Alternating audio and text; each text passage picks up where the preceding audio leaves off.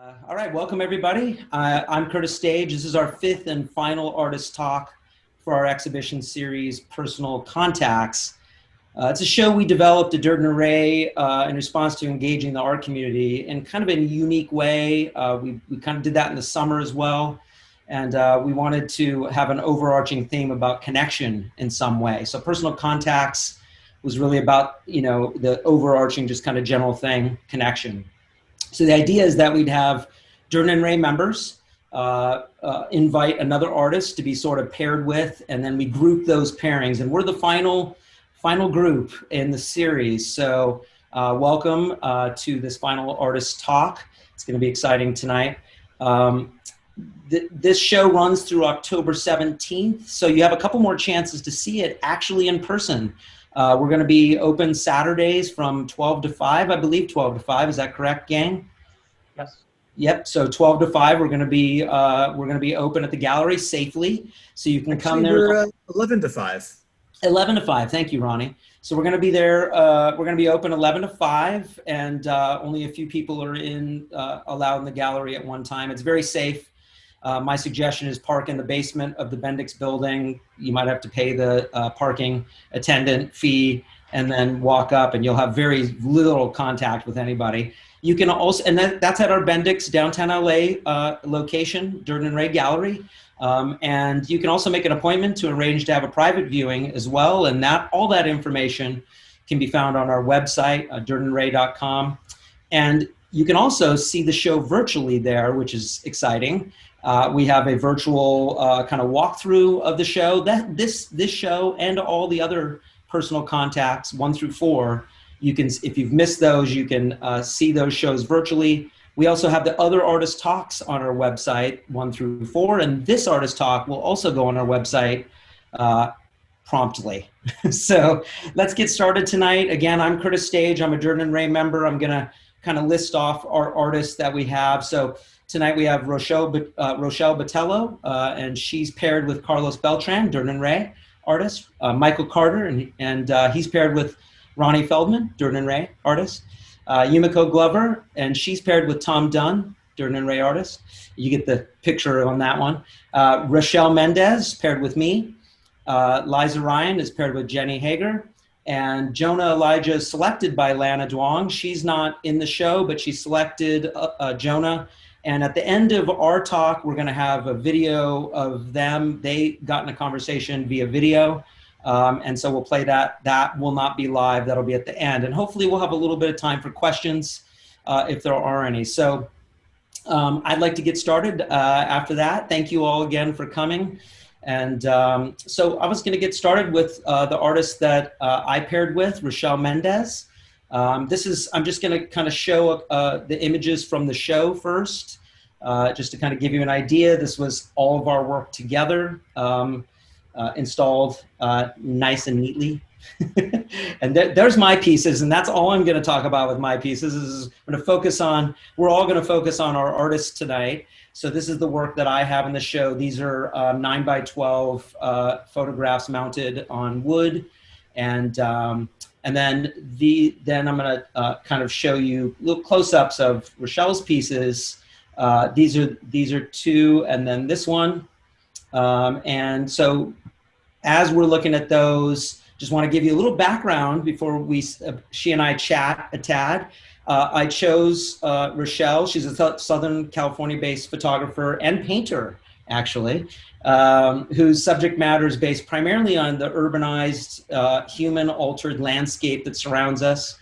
Rochelle uses the term minimal hardscapes to further describe her aesthetic, where bold geometric shapes, lines, and textures of architecture collide with an ever diminishing natural element. Her works are beautiful in composition, mood, and tone, yet they also convey a never-ending feeling of our concrete expansion that we have going on in Southern California. And I really connect with Rochelle's work. We come from kind of a similar background, and we kind of attack the medium of photography in a similar way. So we diverge a few things here and there, but we both are attracted to some of the same things. And so, it's always exciting to have an artist that's like-minded. So I want to welcome Rochelle tonight. Thank you for joining us tonight and also participating in the show. And I have a couple. I'll start off with a question for you. Fairly obvious that so you have a background in graphic design, and it seems pretty obvious to me that has influenced your work. Tell us about what first drew you to making these types of images. Okay, well, thank you, Curtis, and everyone for having me. It's a great honor. I'm very impressed with all the works. And I'll first say I am a photographer, but I am very much inspired by painters and sculptors. So looking at everybody's work is truly inspiring to me. So again, thank you. My work is a graphic look at the California landscape. I grew up in Northern California, where there's a lot of open visual space. And moving to Southern California was somewhat of a disappointment. There's a lot of visual strain, if you will. And a lot of these images were made out of a frustration, if you will, for lack of the natural world and seeing something beautiful. I was trying to make something out of nothing. And of course, this is a long-running series. This is at least 10 to 12 years in. And when you start off, you don't know what you don't know. And so here we are.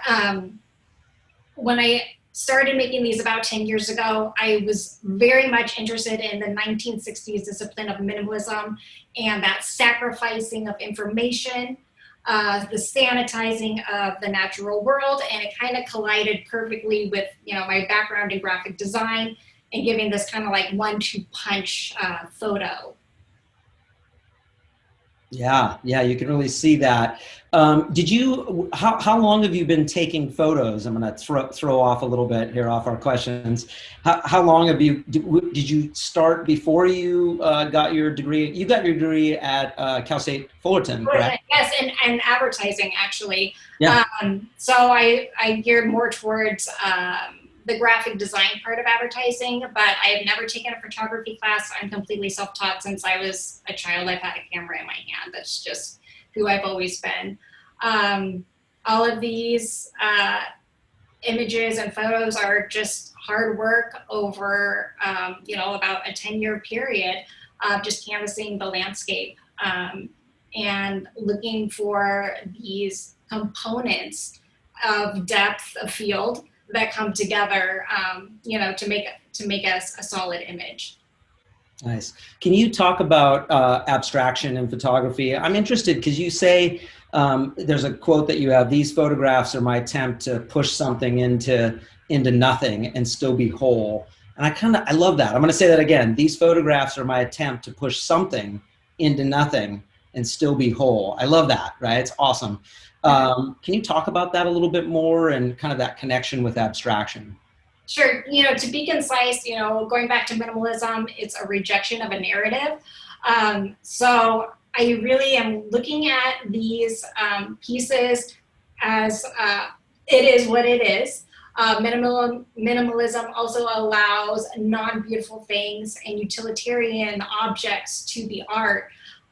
So it's really a layering of these components or these dismissed components and bringing them together as a whole, layered, medians, block walls, etc., that you see in the California landscape, and bringing them together. And as a side note of composition, I really like all of my elements to run off the edges of the photo, because I think that brings your viewer in, so that you see the photograph much like you would encounter it in real life if you were walking on the street.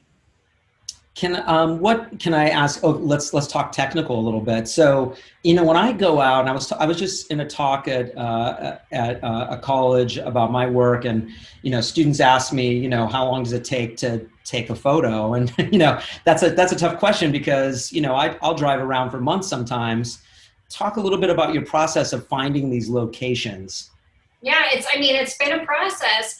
At first, it was really just going out with a wing and a prayer. Now I'm a little bit more methodical because I know what time of day I need to go out to get what I'm looking for. And I also know what geographic region in Southern California can give me what I'm looking for. So having those two things, I'm a very spontaneous person. I shoot with film and I shoot with a digital camera. For me, that part is not important. It's the story and the message, the end game, using camera as a tool, not being impressed by the technology that is a camera. And then maybe that's because I don't come from a photography, discipline. But a lot of it is just grunt hard work. Yeah. To be honest. I see my photographs as kind of a collaboration, and let me show a couple more here while we're talking. Just amazing. I see mine as kind of a collaboration. Can you talk about the found in your photographs? Because these really are found spaces. You're going into spaces that someone else created, and you're looking for things that, creating a composition based out of objects that somebody else created. I really, again, I talk about this in my work a lot, that it is a collaborative experience. And I really let that kind of, really happen in my work quite a bit. In fact, I look for those little moments. Tell us a little bit about that. Well, I think, Curtis, you will agree, especially the photos that you selected for this show. I think that the common theme that I would hope that the viewer would see is that there's a lot of transitional moments in these landscape photographs. You are seeing, the parking lot butted up against, an open field or a wall, and together they are making this unit, this photo. And I see that in your work, and that's usually the message that I'm trying to get, to successfully incorporate these multiple topographic layers. Yeah, interesting. Nice. And then you have, this year you started doing some paintings. You want to talk a little bit about, I don't have those in the slides, but people can go on your website and see that. Do you want to talk a little bit about the paintings and kind of their relationship to the photographs? Yeah, I've always painted, but, sometimes photography is not enough, and my imagination exceeds what I can find out in the landscape. So I started painting. I'm very much interested in painters in the 1930s and American painters in that era. So I really like focusing and learning more about them. And I'm just having fun right now. Very nice. All right. Well, I think that's great. Thank you, Rochelle. We're going to kind of keep things moving because we have such a big group. I really appreciate you again showing in our exhibition. It looks amazing. And we're going to move on to Carlos and Rochelle. I know Rochelle well. I've curated her into a show. I love her work. I'll throw that in there real quick before we move on. So I'm going to hand it over to Carlos Beltran, and he's going to introduce Rochelle Botello. Thank you, Curtis. Thank you, everyone, for showing up tonight to our virtual artist talk. My guest is a Los Angeles-based visual artist working across mixed media, sculpture, and site-specific installations. Her work has been exhibited in the United States and internationally, extending to Japan, Berlin, and South Korea. She has exhibited with the Holter Museum of Art, the Torrance Art Museum, amongst many other galleries and cultural institutions. And her work has been reviewed by the LA Times, the Huffington Post, White Hot Magazine, amongst others. She received an MFA from Claremont and a BA in sociology with an emphasis on social psychology from the University of California, Santa Cruz.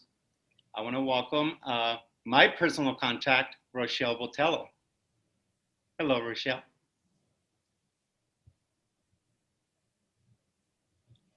Are you with us? Uh-oh.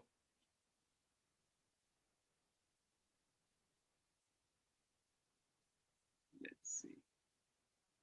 Can you tell if she's on, Curtis? Yeah, I'm looking. I don't now. She was here earlier, so I don't know what happened.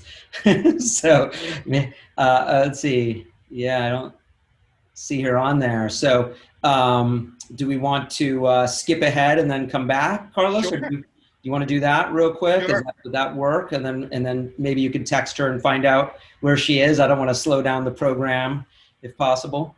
So it was a nice intro, though, Carlos. It was really good. You might.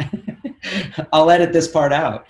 Okay, so we'll move forward then. Let's see. Let me get to Jenny and Liza. So Jenny Hager is one of our Durden and Ray artists, of course, and Liza Ryan is her personal contact.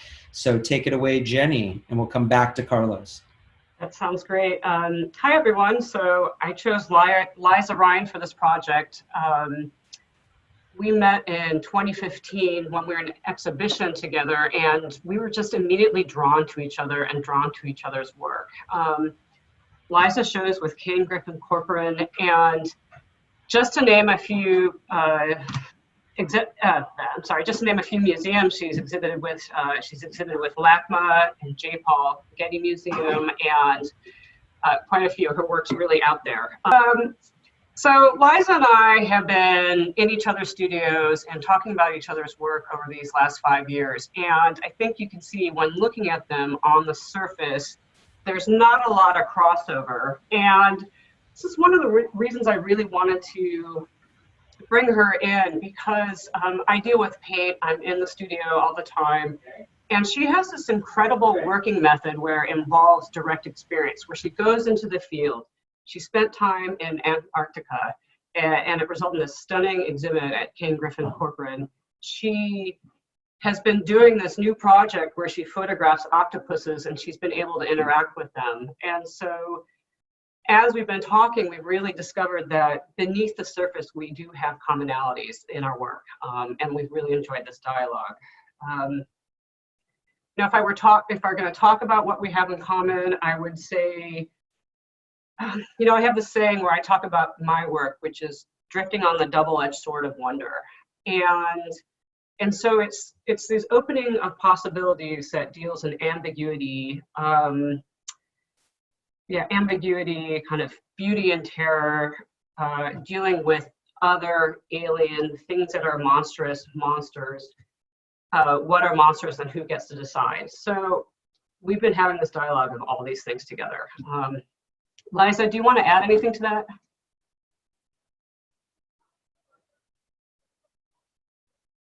Can you guys hear Liza? Gotta unmute. Hi, sorry. I was like, no, we didn't lose another one. Welcome to the new world.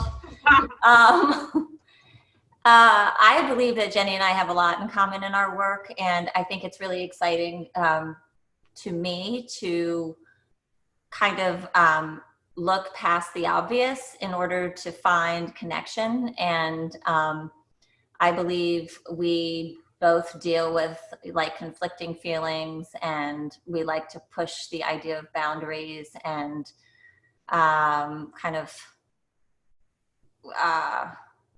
work in an unfettered palette in a way. Yeah. But so I was really flattered that she chose me because I'm a big fan of her work as well. Should I talk about? Yeah, why don't, Curtis, why don't you, let's stay on this slide for just a few more seconds and then move to the next. Could you talk about, Liza very poetically talked about being in Antarctica, and she said, when I arrived in Antarctica, I understood where I was geographically, but could not believe what I saw was real. I find that an incredible statement, and when viewing this slide, I understand that. And I was wondering if you could just talk a little bit about your experience, because you had these amazing first-person direct experiences. I feel like, a very fortunate human being that I was able to travel to such a magical place, but it was very frustrating when I first got there because I really didn't feel anything. I felt like I was looking at a movie backdrop. I couldn't believe any of it was real. But then I actually got the opportunity to kayak and insert myself into the landscape. And at that point, it all sort of came together. And it was really kind of an epiphanal trip. It was the first time I had no idea I was going to make work or what kind of work I was going to make there. Or, I brought all my cameras and film equipment and everything else and shot a ton of footage. And then it took me a year in my studio to figure out, kind of process what I had been through. And what I really realized is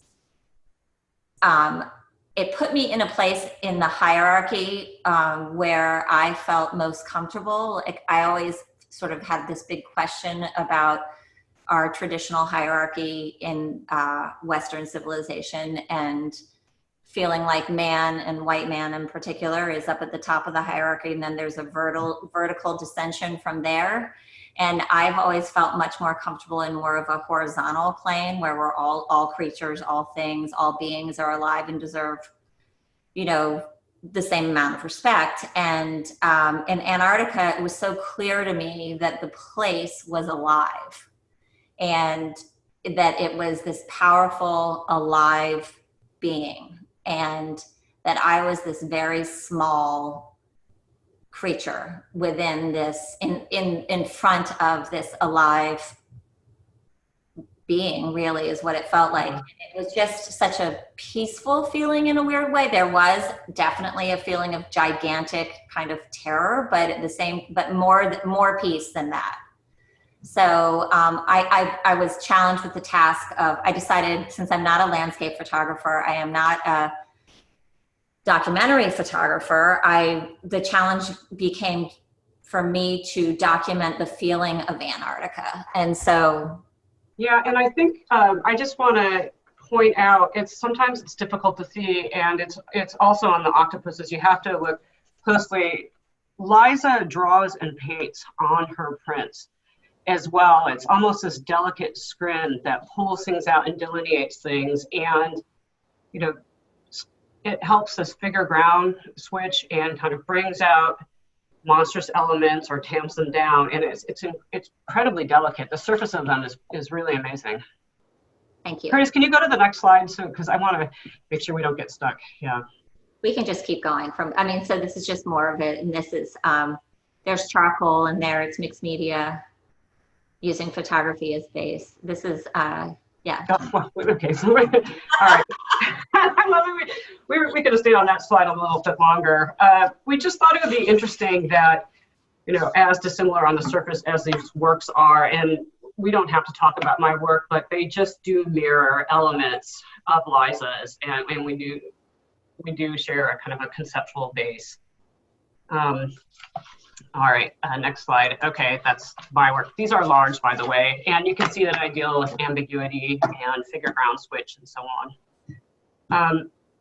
Yeah, we got to spend some time with the octopuses. So the first thing I learned in talking with Liza about this is that it is octopuses and not octopi. I've been misinformed my entire life. Yeah, but then also it was just fascinating to hear her talk about it and hear her talk about her experience with the aquariums. And you were able to hold an octopus, correct? Yeah, I got to interact with several octopuses, and before quarantine, I had lots of dates set with other octopuses, but I did not get to do that. So these are predominantly two different octopuses that I met and got to be with for a long time. Yeah. So can you tell me talk about a little bit about the transition from Antarctica into the octopuses and why octopuses are so important to you? Well, both Antarctica and this octopus series that I'm in the throes of right now are very different than I always do work in series. But I've never really worked in single subject series, but I don't really consider either of them to be single subject, even though on the surface they look that way. Mm-hmm. I think after like all the shit hit the fan in our country, and I became paralyzed in the studio and I couldn't really work, and I just started having these,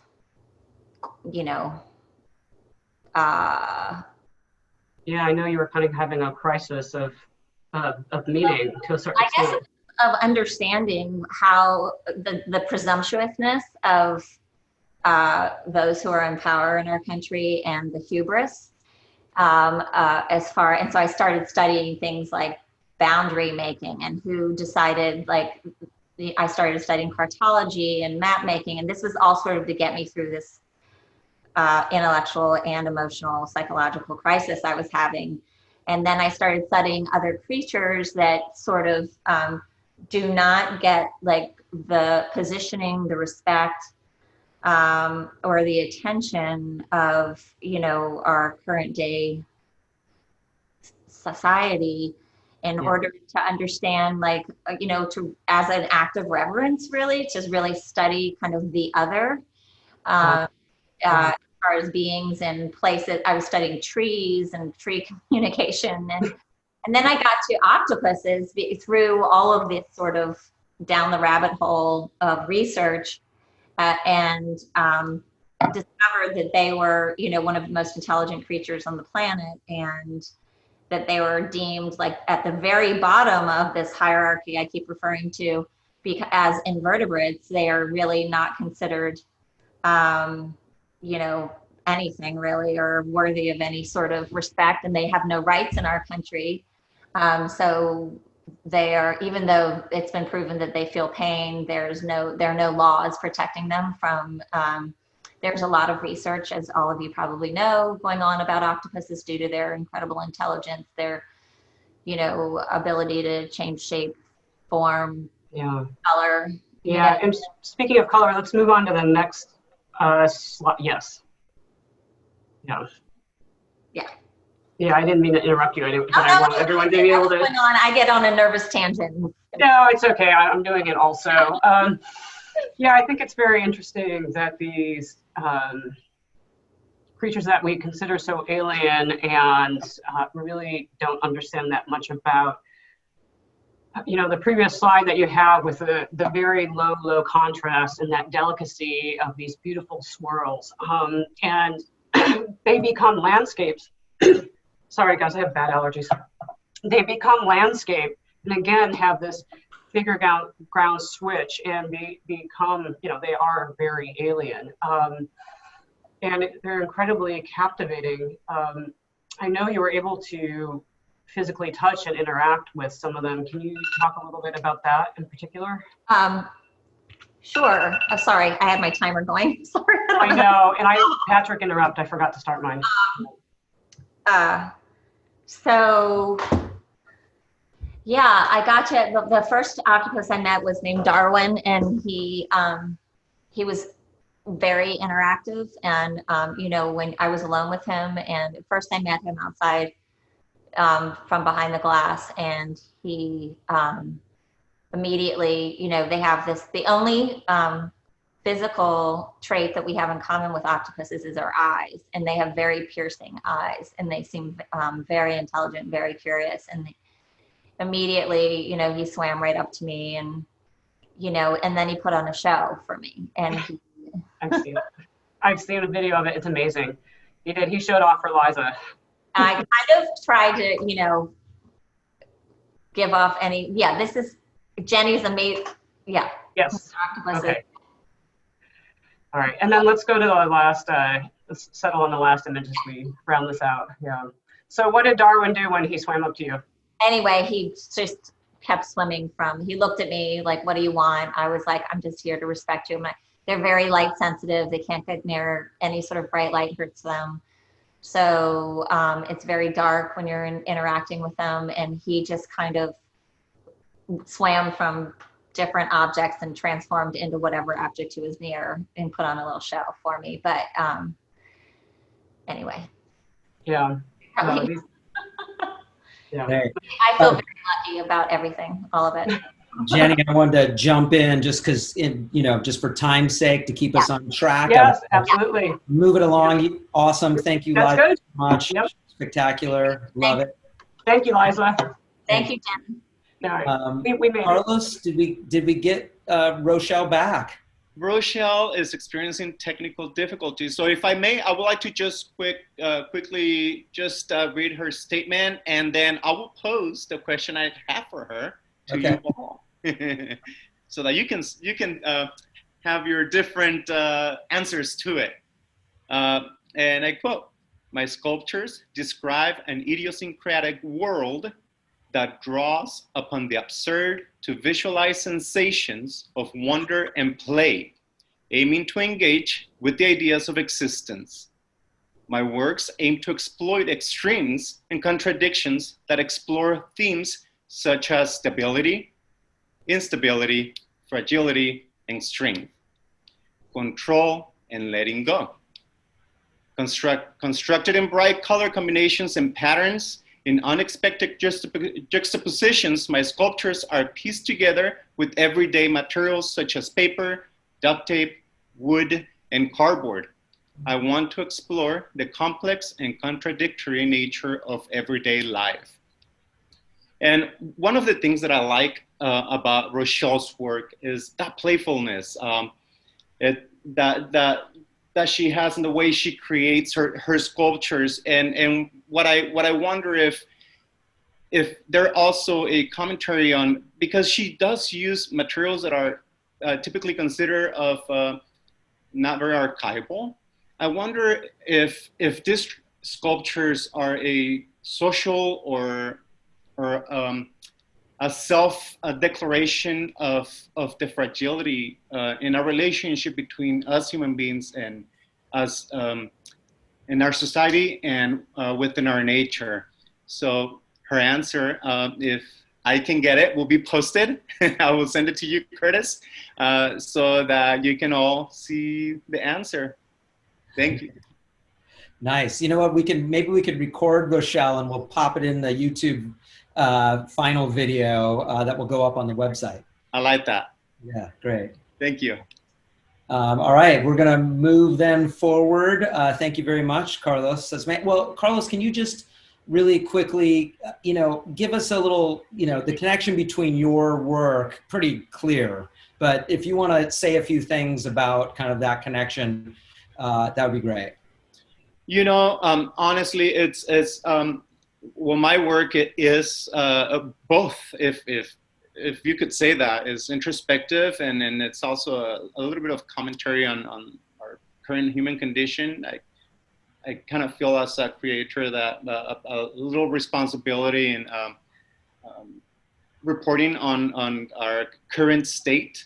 And I think, and this is in full disclosure, this is the second time that Rochelle and I showed together. And what I like about our work together is that you can see some similarities, aesthetic similarities in the work, while one being a painting and the other one sculpture. But yeah, I prefer for my work to speak for itself. But yeah, I like that aesthetic connection between the two. Yeah, they look amazing together. All right, we're going to move on. Thank you, Carlos. We're going to move on to Tom Dunn, Durden and Ray artist Tom Dunn and Yumiko Glover. Take it away, Tom. All right, thanks for that, Curtis. Thanks for doing that. Yes, so I'm a big fan of Yumiko's work. That's Yumiko there, her work on the left. It's part of a series of hers called Transients. This is Transient 7.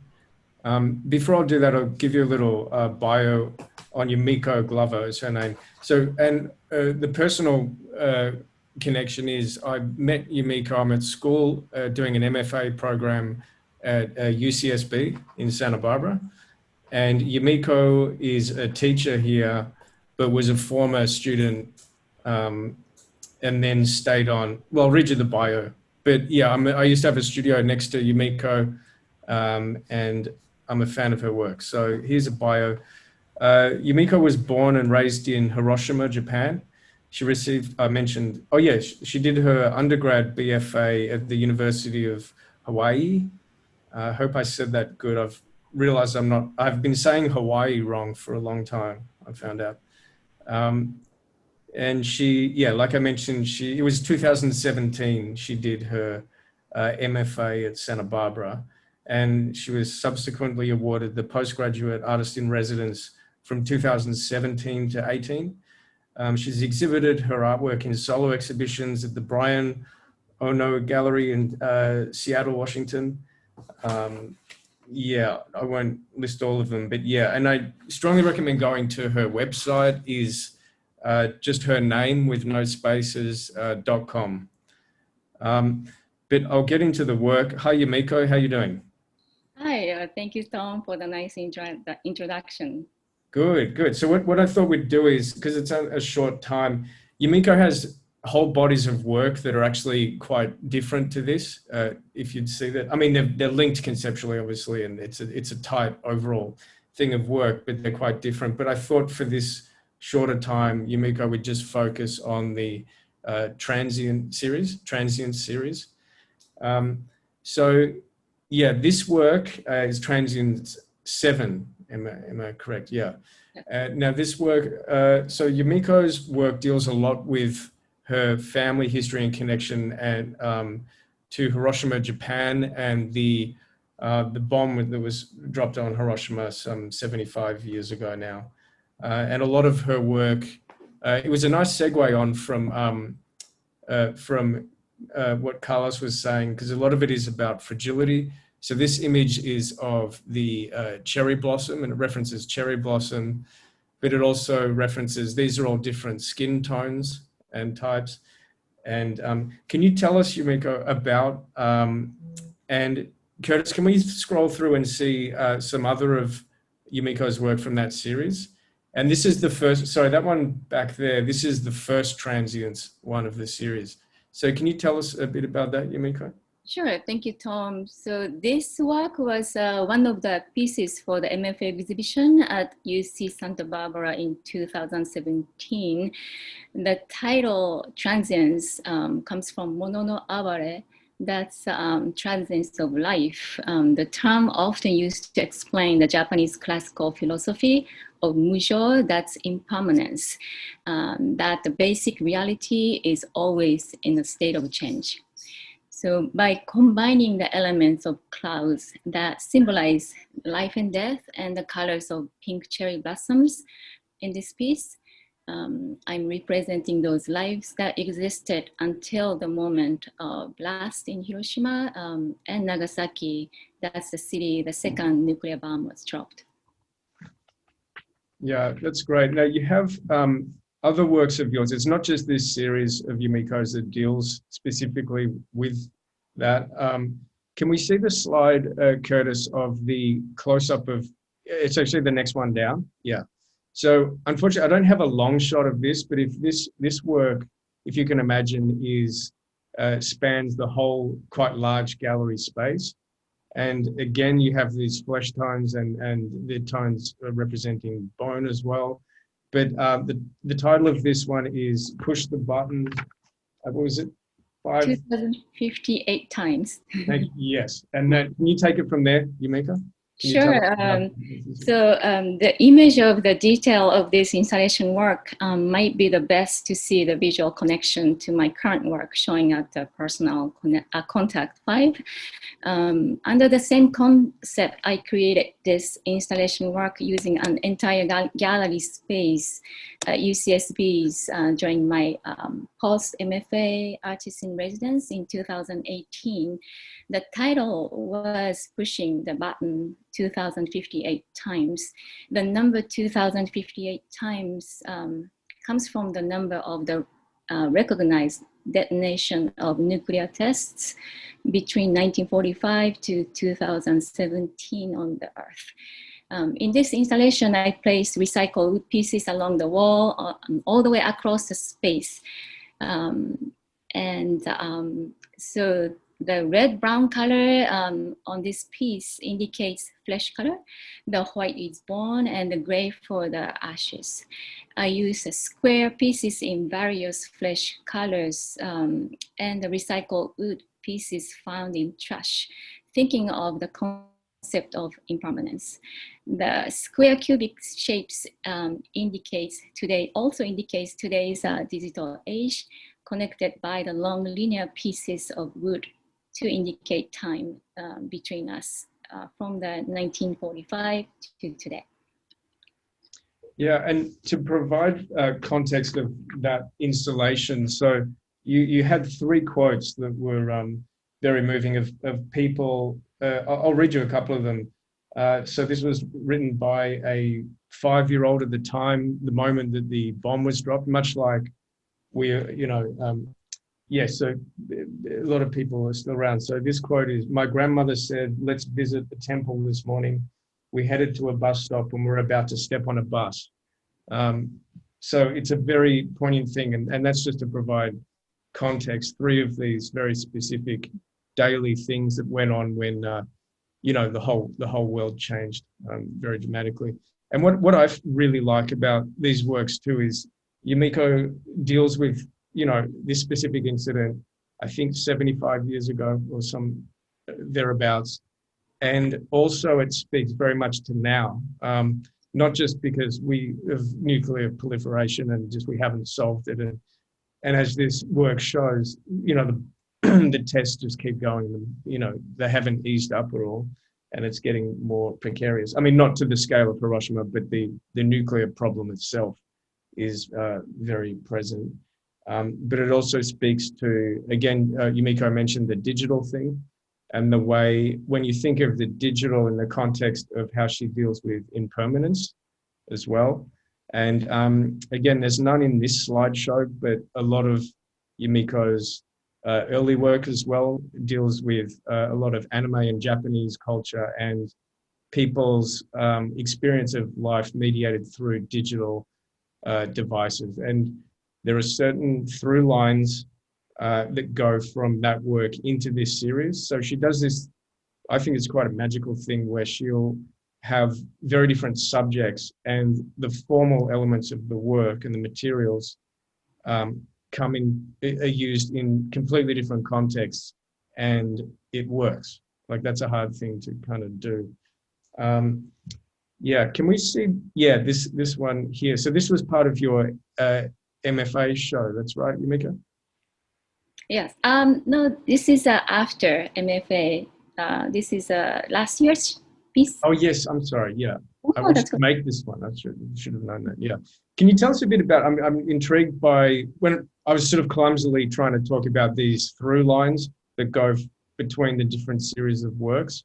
Can you tell us about these lines? Often, especially in your early works with the figurative digital element, you get almost that glitching thing. It's almost, Oh, sure. yeah. Can you talk a bit about that? So I didn't set it up very well, but you know what I'm trying to ask. Can you rescue me? Oh, sure.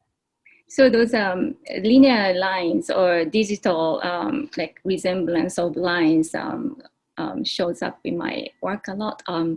They represent time, again, from 1945 to today, that many people are forgetting, or those people are dying who actually experienced the war. So for us who were not there, the existence of the war or the image of the bomb comes from the photographs or digital images. That's what they are. Yeah. And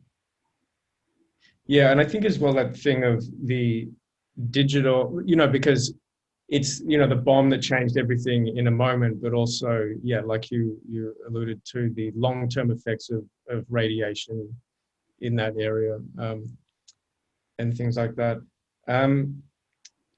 Did you want to talk a bit, if we go back to the work in the show, Sure. the cherry blossoms and the digital aspect? And I think there's something there as well, because digital, we were talking about impermanence and stuff, whereas with digital, there's the threat, at least, that everything is forever as well. So things feel fleeting and everything feels temporary and disposable, but really, there's sort of data farms that are just soaking it all up, and everything's forever in a way. And again, one of the things I was trying to mention about, the formal aspects of the installation work with the wood blocks is echoed in your formal approach with the painting. which is what I was trying to get at before about a successful thing you do of linking very different kinds of approaches to making work. And there's that kind of successful through line with that. Now, this is number 7 in the series. Where do you see this going? What do you have? Yumiko, by the way, did this work specifically for the show? Yes. So this piece was made under the same concept and the title. However, this is more focused toward our current situation of pandemic, and also the constant wildfire that we are surrounded here in California.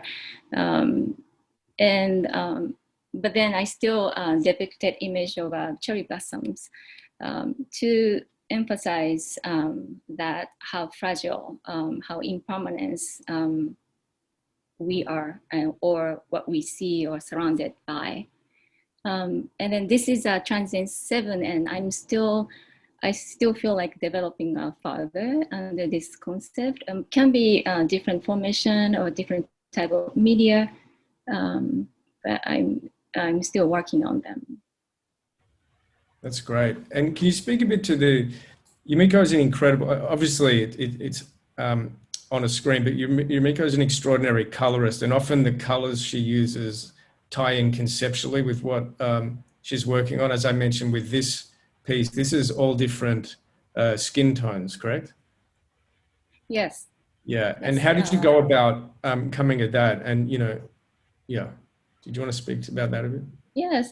So instead of using pink for cherry blossoms, I chose these different tones of flesh color, just thinking about like humanity and what we are going through right now in the world. Yeah, and also, yeah, we covered the digital side of that as well. It's worth mentioning. Tom, you have about 15 seconds. Okay, thank you. So you know what? I had my alarm set and I didn't press start. So yeah, I just want to say, and on a personal note, so Yumiko teaches as well, and I was a teaching assistant for Yumiko, and you also had an incredible teacher in your BFA, specifically about color as well, didn't you? You had Rin. Yes, so my mentor from University of Hawaii, Rin Basus, originated this color chart that now I enforce to my students. Yeah, and well, this is my painting as well.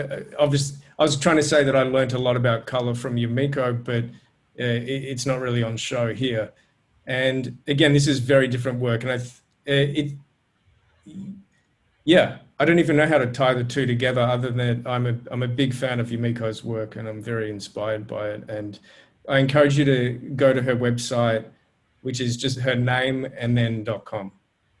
Thank you so much, Tom. Hey, thank you very much, Yumiko. It's great job. Good work. Thank you, guys. Thank you, Tom, Yumiko. That was great. We're going to move on now to Roni Feldman, Durden Ray artist, and Michael Carter. Roni, take it away. All right. Thank you, Curtis. So let's see here. So I'd like to introduce Michael Carter, who received his MFA from Claremont Graduate University. I think our studies there crossed over a little bit, which is where we met. So I've known Michael for some time. We used to dialogue there back in the day. And Michael is shown at Nicodeme Gallery, Roberts Project, Steve Turner's, among many others. I saw this body of work from Michael at a show at Nicodeme Gallery some years ago, where we did a large display of these geometric spiraling forms against these black surfaces. And I was really taken by these, and just kind of knew way back then, like, I got to put Michael in a show sometime, somewhere. I didn't intend to show next to him, but it turns out that as I thought more about his work, there were some parallels between what we were doing that made sense for this show, Personal Contacts. So it's maybe a little hard to tell from the slide. If you go to the next one, Curtis, there we go. You can kind of get a sense of this sort of phenomenal geometry that's happening in his work. Yet also there's still this painterliness to them, like an element of randomness that just kind of, delights the eye as you get close to them and see these little splatters of paint flying off, these lines of motion. These are actually made by a pendulum and are just kind of, I haven't gotten to see the making of these in person. There is a performative process to these that I'll let Michael explain in a little bit.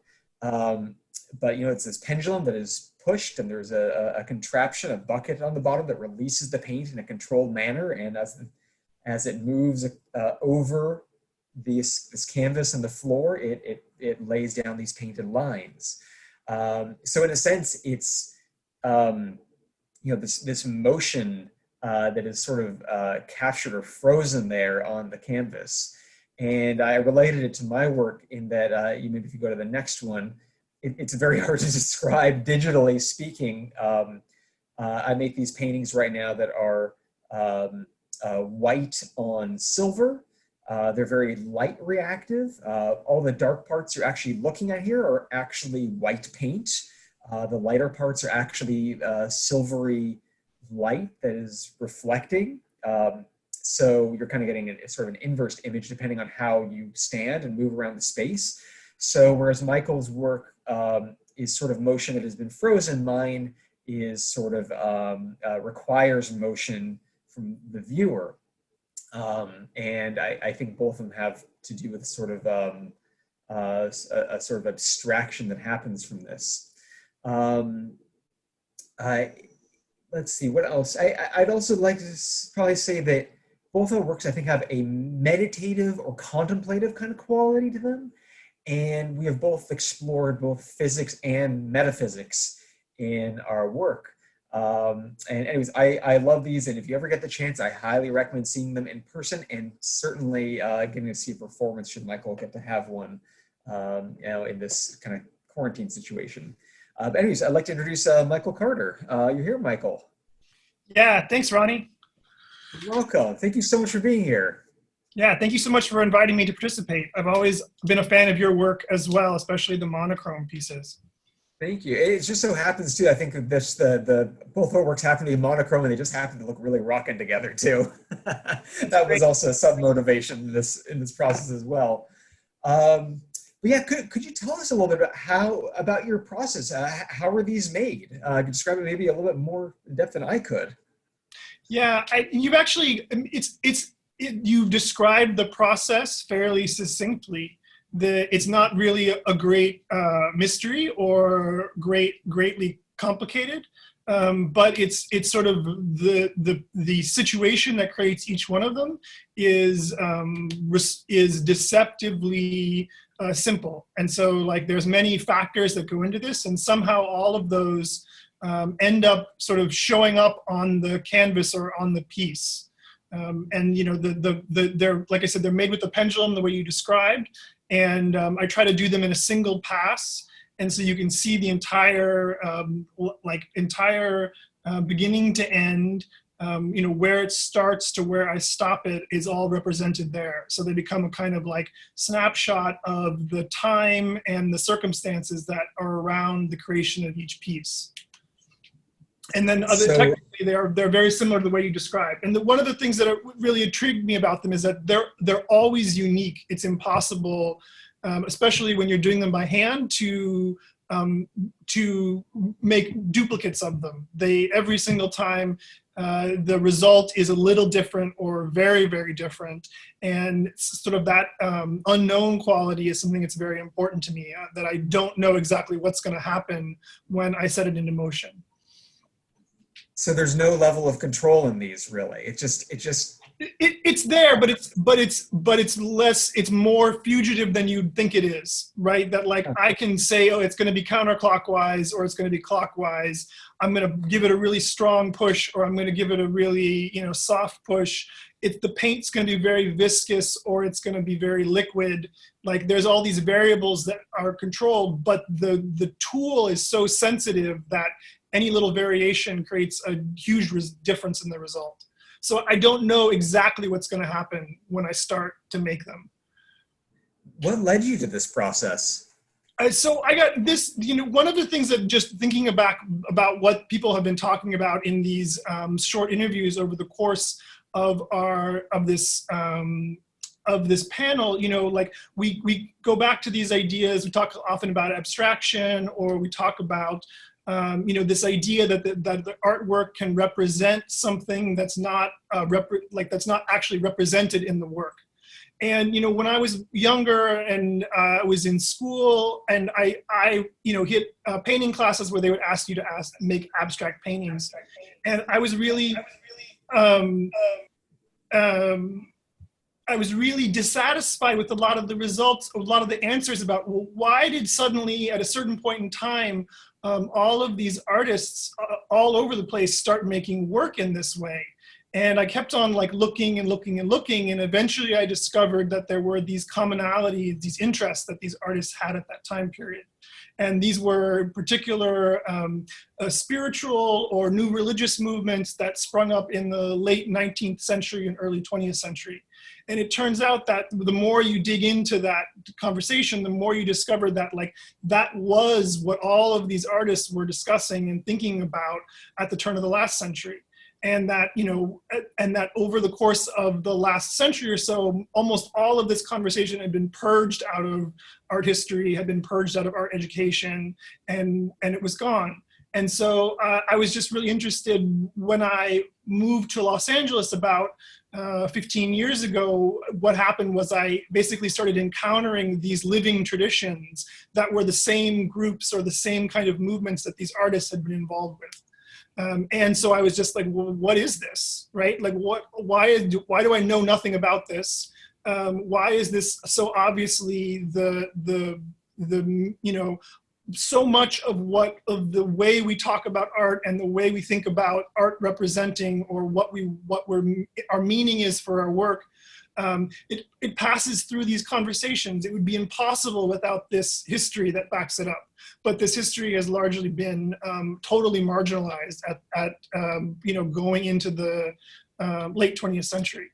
It's only recently, probably within the last 5 years, that we're starting to see a kind of emergence or a reoccurrence of these histories and these narratives again. So I was just like, I want to know what this is. This is more interesting to me than any other kind of dialogue that's being offered to me. So I'm going to go really deeply. And these particular pendulum works, they all come out of, they all come from this book, if you can see it, or it's called Thought Forms. And this is the first theory of non-representational art written in English. It was published in 1901. And part of the idea there, and this is kind of at the beginning of the discovery of the electromagnetic spectrum, the discovery of the kind of super sensible physical world. These individuals make this argument that basically, all reality is kinds of vibrations, and there's different ways that we can visualize these vibrations. And one of the tools that they use to do that is a pendulum, or is a particular thing called a harmonograph, which is like a pendulum with 3 weights. And so I literally was like, there they are. And so that was really what just started with me. I was like, I want to pick this conversation up again. I want to move forward with this. This is the thing that's most compelling to me. And the performance scale really comes out of just wanting to kind of create an experience that maybe takes us out of our subjective perceptions, takes us away from our individual experience, and starts to really connect with what's actually happening. What you're experiencing when you see one of these pieces being created is of course the force of gravity, which is this cosmic scale force that is affecting everything from the rotation of the planets to our literal, our skin starts to sag as we get older because of the effect of gravity.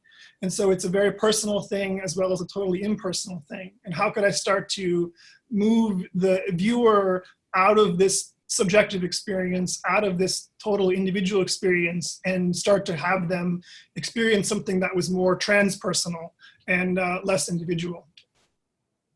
So this process also, I mean, it almost entirely removes your hand as the artist. I mean, you're just setting it up, but it's just these forces working upon it.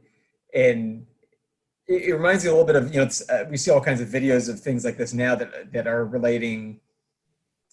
Well, I'll get to that in a second, I guys, but you guys have probably seen those videos of people taking oobleck, which is a non-Newtonian fluid just made from cornstarch and water, and they'll put it on top of like a speaker or some kind of vibrating surface, and they'll set that speaker to at a certain hertz, a certain tone, and it will vibrate the oobleck, this fluid, into certain patterns and forms, right? So we find that there is this sort of connection between vibration and form, and there are certainly a lot of connections between this and metaphysics. I mean, I think that spiritualists have spoken about these sort of connections between vibration and matter for centuries. Yeah, right. So it's like cymatics. Here's the section in thought forms on cymatics, which is what you're describing. So yeah, it's like you're saying, these conversations have been happening, like these are, you know, they erupt in a very major way 150 years ago and kind of in a European American context, maybe for one of the first or one of the times within the modern history. But they're conversations that go back much, much farther, like you're saying, definitely. So is there always a performative or these sort of ritual aspects to this work? That's, for me, that's like the pinnacle of the performance a little bit, like what it's like to be there, what's going on, because I know you sometimes have sound involved in these as well. Yeah. So one of the things that I find really amazing about it is that what happens is everybody gets really quiet and they stop checking their phones and they stop chatting with each other and they just become incredibly focused on what's happening in front of them. So for whatever reason, it seems to cause people to become very present about the activity that they're experiencing. And that, you know, they're, like I said, initially I was doing them just with the pendulum and the large canvas, like the one that's pictured on the screen. This is a 10 foot by 10 foot one, for instance. And this is one of the ones that I did at Nicodem Gallery a few years ago. And but now what I've started doing is I'm pairing them with like a sound bowl practitioner, so that there are these two kinds of waves or two kinds of vibrations or rhythms or cycles that are happening simultaneously, and trying to kind of like navigate those, the experience of those things. But for me, the goal, like the wall work, the paintings, the works on paper, those are all kind of side effects of my goal of trying to figure out how to do these performances on a physical scale, on a large scale. So there's a short video showing one of these performances on Michael's website, which I highly encourage you guys to go to and watch. I found myself, it's only 2 minutes long, just very abbreviated, and it's really entrancing. Like I found myself just, you know, head tingling watching this thing.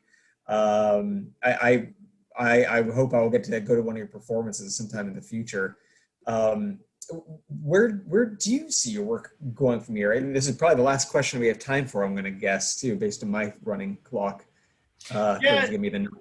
So, I mean, part of the thing that's interesting about the pendulum, like I said before, is that it's sensitive in terms of, like, you know, any kind of change in the process creates a completely different result. And I'm kind of riffing on this idea of there's a, you know, that there is some kind of vibration. We're visualizing something when the pendulum is like a reverse record almost. And so, you know, the next iteration of this work is actually more along the lines of like a portrait almost. So I'll be doing kind of like, if you've ever seen like an aura camera where someone sits and they put their hand on this like galvanic skin meter, and it, you know, picks up certain kinds of electrical resistance, and that influences the photographic plate, and it creates a portrait with this color halo around them. So what I'm actually doing for the next version of this piece is I'm going to be doing this the pendulum, but there's going to kind of be like a platform, and then someone will lay underneath that platform, and the pendulum will happen on top of them. So it'll be kind of like it's a kind of like a speculative recording of this person's energy, or their vibration in some way. So if you think about, like, if you go into a doctor's office or an acupuncturist's office, they have like a chart that shows the nervous systems or the meridian lines or something like that. And the newest versions of these works are kind of heading in that direction. So they'll almost will be individual portraits of somebody's presence or their energy or their vibration, however you want to think about it. Fantastic. Thanks. Thank you so much, Michael. Thanks Oh, again. and would you just like to plug your website too for us so we can go check that out? Yeah, both my Instagram and my website are michaelcarter.studio. All right, thank you so much, Michael. Thanks so much for being part of the show. Thank you, Ronnie. Thanks, Ronnie and Michael. So our last talk tonight is Lana Duong. She's a DNR artist. She couldn't be with us tonight. But she created a video. Jonah, Elijah, he's here. Jonah, do you want to say a few words? Say hi to everybody before we. How you doing? Hey, Jonah. I'm sorry, I jumped the gun. But yeah, how you doing? We're all doing good, and we got another Claremont grad, so we've taken over here. Jonah's a recent Claremont grad. So let me know. Hopefully this video plays smoothly. I'm just gonna let it go. It's gonna feel like the rest of our talk, sort of, and just give me a thumbs up if it's playing okay. Hi, Jonah. How you doing? Good. I'm doing pretty good too. Okay.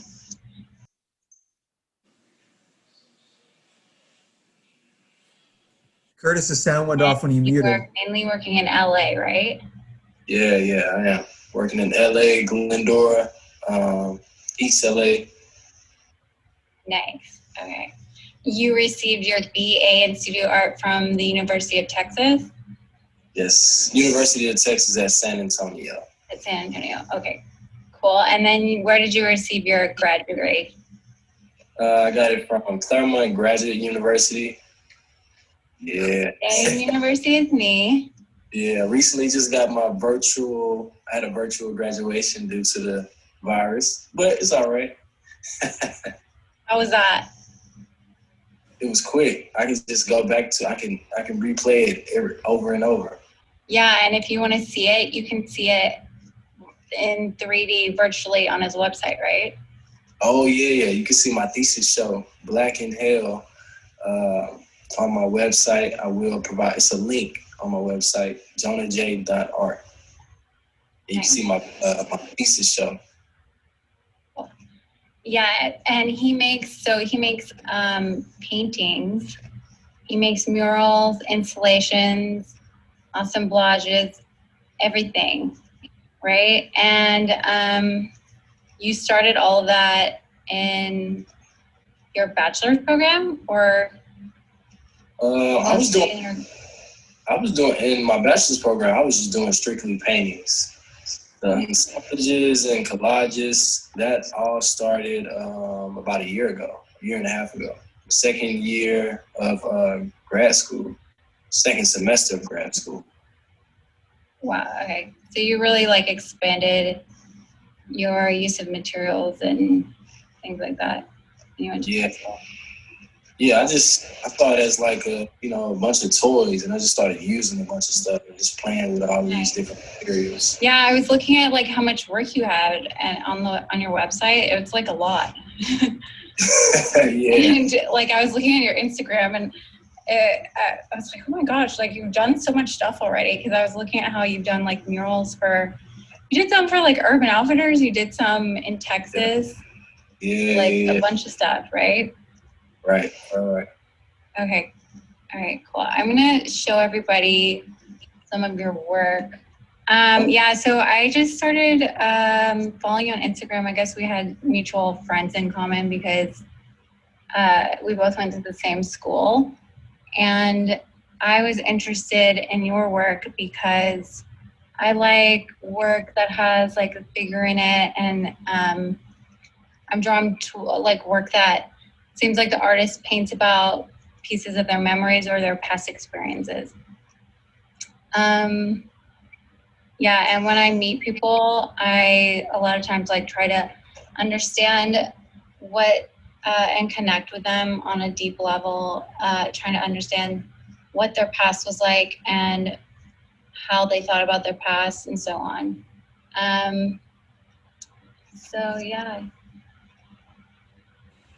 Yeah, that's a lot. I mean, that's exactly what I do in my work. I tend to put like my memories and different scenes from my childhood in my work.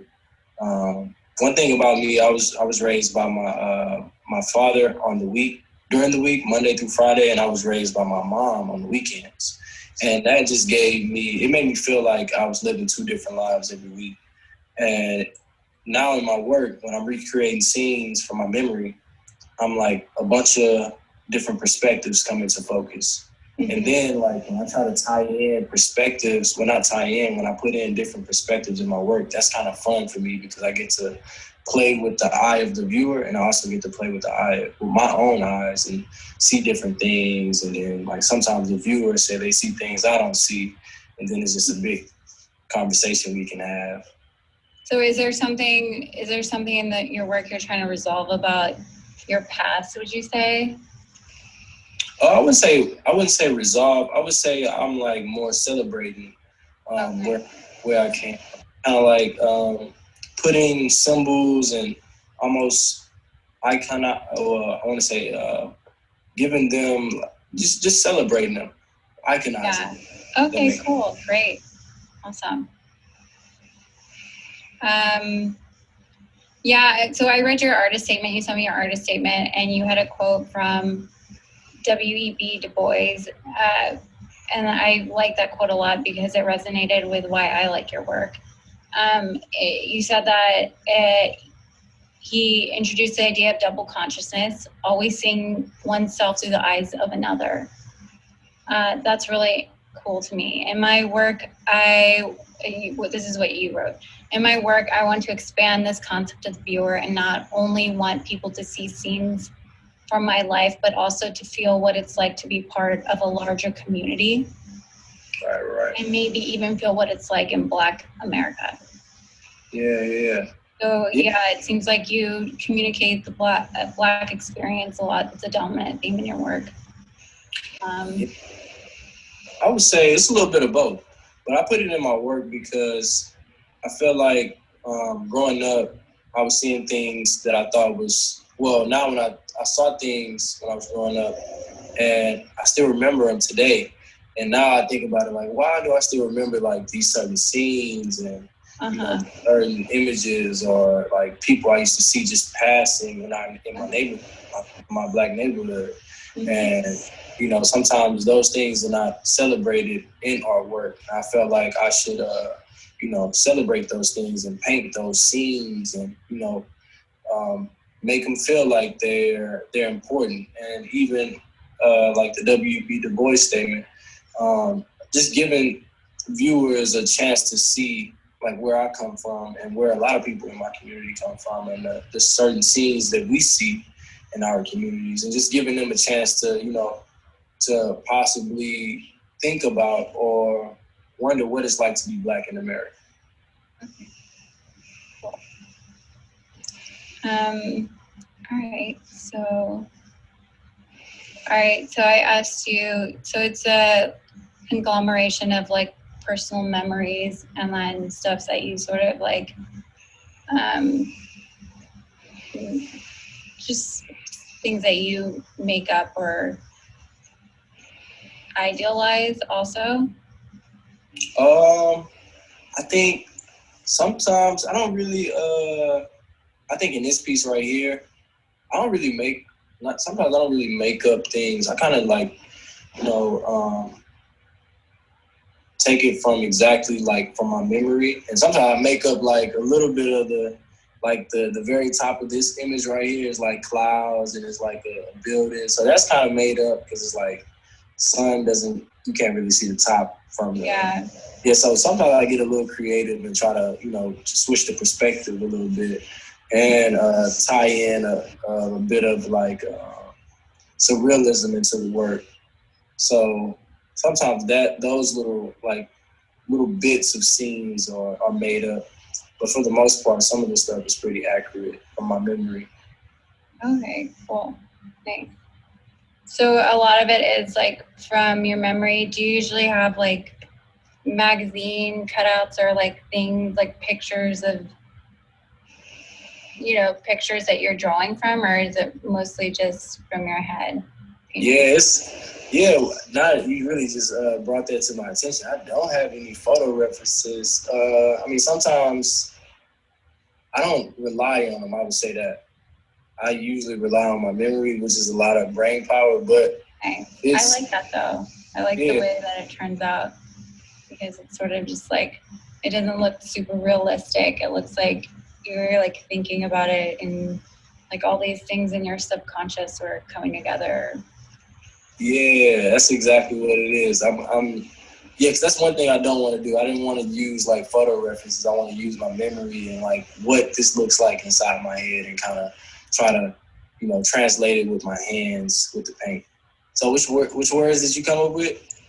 I came up with like movement, inverted memories. Seems. Oh yeah, playful, but yeah. I think the words I would come up with for this one, I would say paranoia. I would say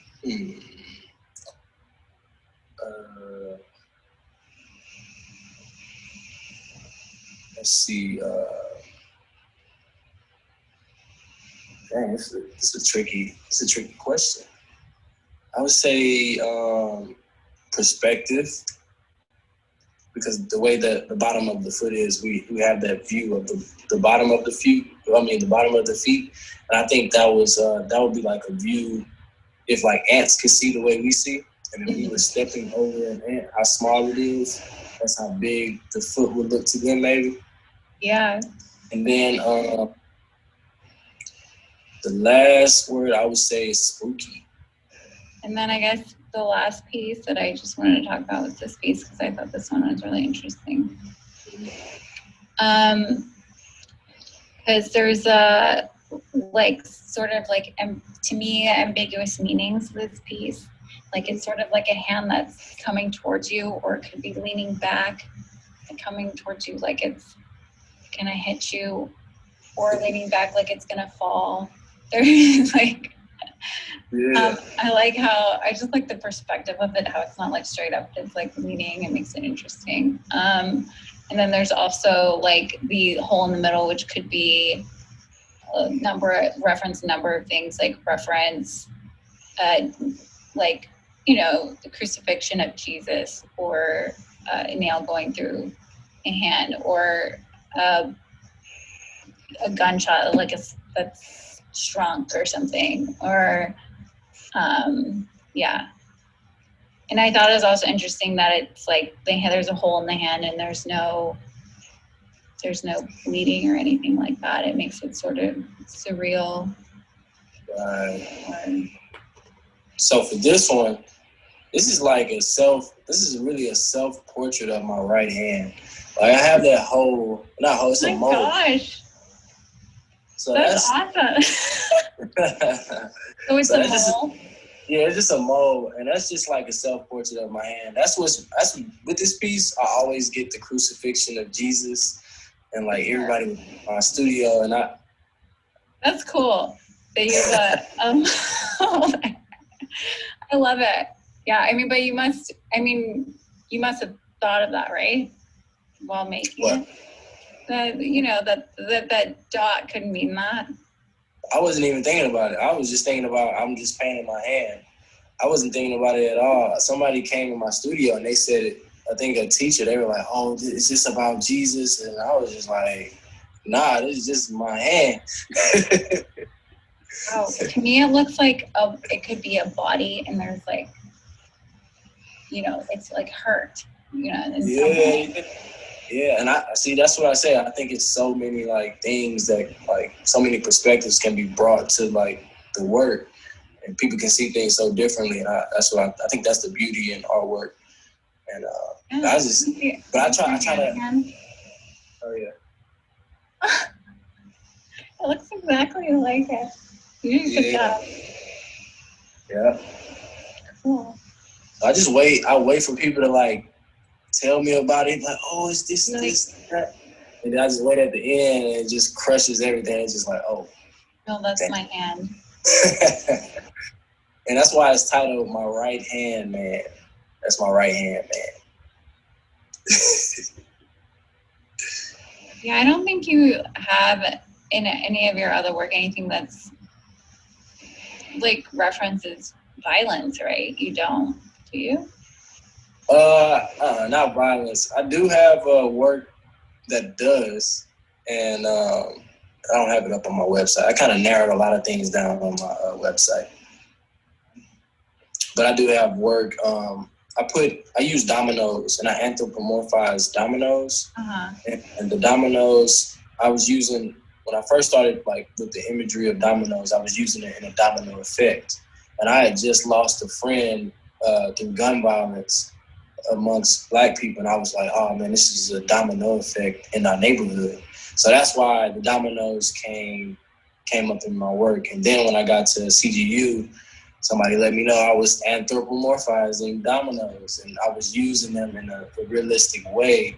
And I started to play with the coding of dominoes, using the numbers in a specific way, using slang, just using the numbers with slang, like 12, like the big six of the dominoes. The big six in dominoes is like 6 and 6, that's 12, and we call police 12 in our neighborhoods. Okay. And that's slang for police. And it's more like Ebonics. And it's like to put like a middle finger in a domino that's 12, it'd be like fuck 12. And I'm sure a lot of people seen I'm sure a lot of people seen F12 while the riots and stuff were going on. It was like stuff that people were spray painting on the wall. And it's just, that's how a certain way I can use the dominoes in a symbolic or, in a coded way. Yeah. So you feel like you are okay with people knowing the meaning of that and sharing that information? Yeah, I don't mind. Yeah, I don't mind. I think that's what makes the work interesting. I feel like, sometimes, I would have to explain it, of course, if you ask, but sometimes people don't know what the meaning is, and they say it's beauty in that too, because they get to make up their own meanings. And, I sometimes just want to be quiet and let people just explain what the work means. And I was trying to do with you. I just wanted to be like, sorry, I was interrupting you. Like, like have all these meanings to like tell you all these things that I thought about your work, and then have you like be like, no, that's not. Nah, you're reading way too much into it. I think it's so much beauty in that, because people can like really, dive into the work, and it'll take them somewhere. And they start having feelings and so many perspectives on the work, and it's like, I guess that's what it was made for. I guess it brings the beauty back to our work. People get to actually have conversations and dialogue about it, and not just walk right past it. Yeah. Well, I'm really glad that you were painting about your experience in life. Oh yeah, thank you. I really appreciate that. That's I just find that so interesting about people. They're when they're willing to be like vulnerable about that and open about, the thing. Oh yeah. All right. This is Jonah, awesome artist. You can look at his website and his Instagram. Follow him. Thank you. All right. That was great. Thank you. Jonah, thanks for participating in that. I know it was, you know, a little strange probably you being here and watching yourself on video, but. Yeah, that was a little weird. Did you do okay? Were you all right on that? Yeah, it was cool. It was cool. Very nice. It was definitely nice. different.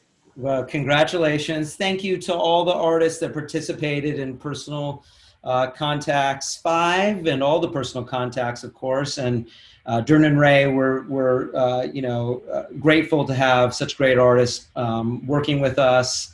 And again, don't forget, you can come and see this show through October 17th. We got 2 more Saturdays that you can go to the gallery in downtown LA at the Bendix building. It's a beautiful show to see in person. It really is. And we're excited that we got to actually put something in our space. It was so great to do that. Just to hang a show for the first time since I can't even remember when was pretty. I felt really. I didn't want to get emotional around Roni and Carlos when we were installing, but it was pretty rad. I want to say. So I really appreciate everybody taking part in this. And thank you for everybody who joined in on with us tonight. And hopefully we'll see you guys all in person soon. Come go see the show on the website through Matterport. You can see a virtual show. And then this video, if you need to go back and reference anything, will be on YouTube soon. And that'll also be on our website at Durden and Ray. So thanks everybody. We'll talk to you guys soon. Have a good night.